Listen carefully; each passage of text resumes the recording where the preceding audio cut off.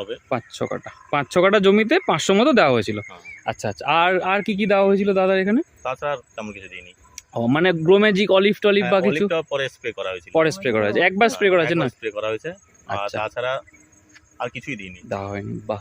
আর এমনি পোকার ওষুধও দিইনি।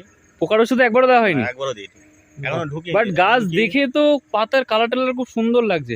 আর দাদাকে যেটা ওষুধটাও দেওয়া হয়নি। হ্যাঁ, ধসার ওষুধ পর্যন্ত দিইনি। ধসার ওষুধও দেওয়া হয়নি? না। আচ্ছা, দারুণ ব্যাপার। আর এতটা যে ঘন, মানে গাছ কি খুব ঘন বসিয়েছিলেন না গাছটা হয়েছে এরকম ঘন? না, আমাকে যেরকম বলেছিল, যার কাছে চারা নিয়েছিলাম, আচ্ছা, সে বলেছিল 2 হাত দূরে দূরেই চারাটা বসাতে। আচ্ছা, মানে 2 হাত দূরে দূরেই বসানো? হ্যাঁ হ্যাঁ।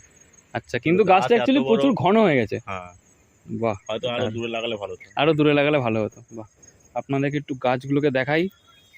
গাছ দেখুন, অসাধারণ গাছ। আর এমন না যে শুধু গাছ হয়েছে, ভেতরে ভেতরে কিন্তু ফলনও ভালো হয়েছে। আর দাদা এমনি দিয়ে ফিডব্যাক কি বুঝলেন, মানে এটা দিয়ে ভালো হয়েছে বা খারাপ হয়েছে কি বুঝলেন? ভালো, খুবই ভালো, খুবই ভালো। আচ্ছা, মানে নিঃসন্দেহে এটা ইউজ করা যায়?